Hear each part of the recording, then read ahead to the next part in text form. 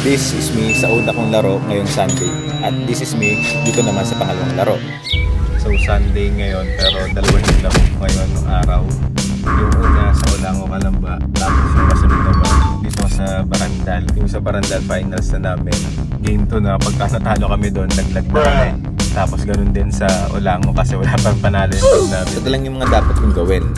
Manalo ng isang game sa eliminations, huwag matalo sa do or die game, at umuwi ng safe. Ito lang talaga yung itsura dito pero safe naman dito sa lugar na to. Bibilisan ko na lang mag-BS kasi mag-uumpisa na raw yung laro namin eh. At pagdating ko nga dito sa court ay meron pang naglalaro pero nandito na ako sa sidelines na medyo kinakabahan pa. At katulad nung sinabi ko kanina, kapag natalo pa kami dito sa game na to, eh possible na malaglag na kami sa liga to. At kaso nga lang itong unang mga attempt ko na to, puro kapos yung jump shot ko. Tingnan mo yung pangalawang attempt, meron pa ako dito eh. Pagka-rebound ko, i-outlet ko pa yan sa point guard namin. Then pinasa sa low post, ayan nakuha ko yung bola. At ayun, yung second jump shot na nagbintis pa. Kaya naman nung first half, more on passing ako. At kung makascore man ako, galing lang sa offensive rebound. Kaya naman buong first half, more on mga assist sa mga kakampi namin. Katulad na itong galing ng fast break na to, nakita ko yung isa kong kakampi sa ilalim ng basket. Kaya naman, easy assist. At ito rin, although fast break siya, may advantage ako. Pinasa ko rin para magkaroon ng kumpiyansa yung kakampi ko. Pero tulad ng sabi ko kanina, nakakascore ako pagka galing offensive rebound. At ayan, munti ka pa ako matumba. At maganda yung pasa sa akin ni Kuya DJ, yung point guard namin. At ito rin, tinry ko rin mag low post at buti na lang hindi ako double team. Kung na-double team ako, possible na pasa ko yun sa labas. At ayan, nagsulod-sulod na yung mga score namin dito. At syempre, kahit paano naman, nag-lead ako sa fast break. Kaso nga, na-foul ako dyan sa instance na yan. At ayan, lagi akong 50-50 lang sa free throw ko. Nung nakita ko yung kakampi ko na shoot ng jump shot, syempre, tinularan ko na rin. Syempre, hindi mawawala yung mga gandong play. Buti na lang papunta ng halftime bago mangyari yung play na yun. At meron pa kaming huling score bago dumating yung halftime. Umpisa ng third quarter ay magandang assist agad yung binigay ng point guard namin. At eto pa. Buong buo yung momentum namin, start pa lang ng third quarter. Kaya naman lahat ay nagkaroon ng kumpiyansa. Parang ako nagtutunog NBA commentator dito. Pero ayan, dire-diretso pa rin yung momentum namin. Although yung jump shot ko, isa pa lang din yung bumabagsak dun sa basket. Pero binawi ko naman dito sa play na to. At kalagitnaan ng third quarter ay dire-diretso pa rin yung momentum namin. Lusot pa nga ata ako dito sa lifting sa play na to eh. Ayan, ginawa ko pa rin yung tamang play ko saan hinanap ko yung isa kong kakampi. At eto, sa wakas, yung pangalawang jump shot ko, nakashoot din sa wakas. Paulit-ulit na ako eh.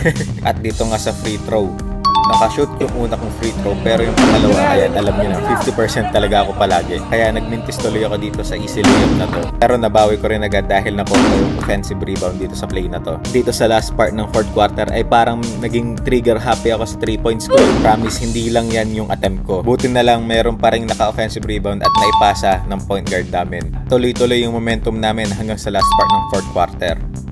At eto na, yung dalawa ko pang attempt sa 3 points. Sa wakas, daig ko yung free throw ko. At ito pa yung second na attempt ko off the dribble. Shoot na naman. Ito na yung last play sa buong game. Big shoutout sa mga kakampi ko dahil sobrang ganda ng nilaro namin. At hindi ko alam na ganito pala karami yung naipuntos ko sa laro na yon. First game, done. Nakapanalo rin kami ng isang game sa wakas. After ng 5 games ata, 4-1 yung standing namin. Sobrang ganda ng nilaro ng buong team namin kanina eh. Ganda ng mga pasahan eh. Parang 90-55 ata yung final score namin.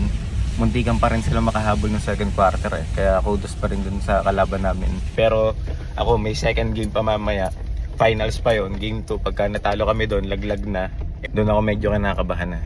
Bihira naman kami magkampi-kampi sa laro. Lalo na sa liga pa. Nandito na ako ulit sa bahay. Nakakapagpahinga na konti kasi 8 PM pa naman yung susunod na laro namin. At panigurado makikita nyo ulit itong headband na to. Hindi ko alam kung ako lang ba yung naniniwala sa mga superstition ng mga athlete, pero isa ako doon. Anong nakaraang mga laro, white na headband yung gamit ko. Ito, black naman.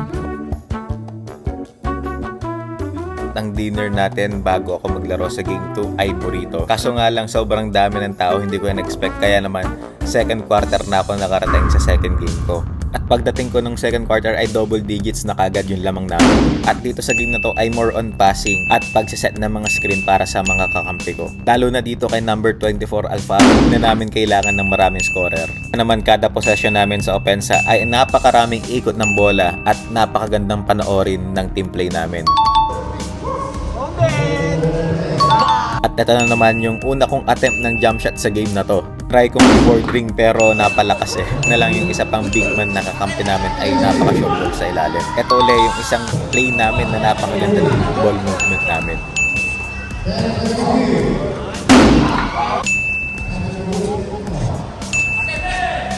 Nice one. Hindi namin pareho na convert pero buti na lang na ibabawi namin sa fast break namin. Ang mahalaga doon ay umiikot yung bola sa buong team. Dumating yung second half at nasa amin pa rin yung momentum kahit na mayroong run yung mga kalaban namin. At bukod dun sa team na kalaban namin ay dumating na rin yung iba pa naming mga kalaban. At doon ay yung mga gamo-gamo.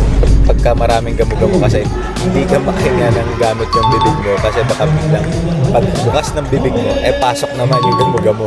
Kahit nga marami ng gamo-gamo, tuloy pa rin yung ball movement ng buong team namin. Hindi man napifinish yung play, pero ang kagandahan doon yung ball movement nandun pa din. At sabi ko nga kanina, more on hustle plays yung ginawa ko dito. So may pasa ko sa kalaban yung bola doon sa possession na yun. At ito na naman yung jump shot attempt ko na nag-miss na naman. Sunod-sunod din yung turnover namin dito sa start ng third quarter. Pero ang kagandahan doon, yung si number 24, si Paro, dire-diretso pa rin talaga yung scoring niya. Kaya hindi nawala yung momentum sa amin buong third quarter. Ito na naman yung isang example ng ball movement namin.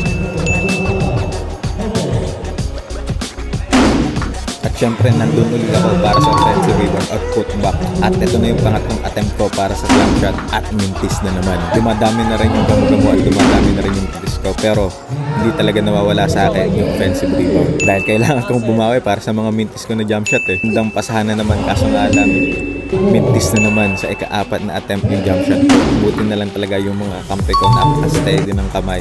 At dire-diretso kami sa fast break. At isa na naman magandang play to kung saan merong 1-2 pass na nangyari at ako na naman yung receiver na 3 second violation yung kakampi ko dahil hindi ko pa tinira. Kaya bumawi kagad ako sa offensive rebound at putback attempt na naman.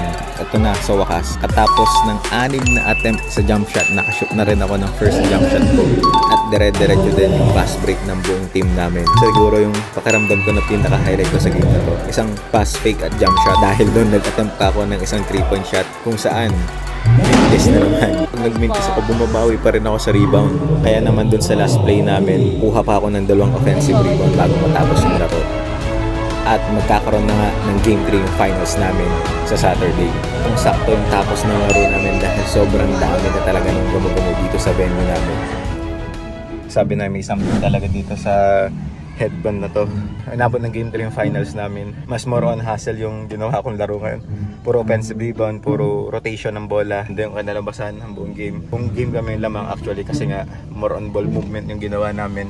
Buti nga naging maganda pa rin yung contribution ko kahit second quarter na ako dumating dun sa laro Abangan nyo na lang kung mabibidyohan ko yung buong Game 3 na laro. Siyempre, para malaman nyo, mag-subscribe kayo dito sa channel na to.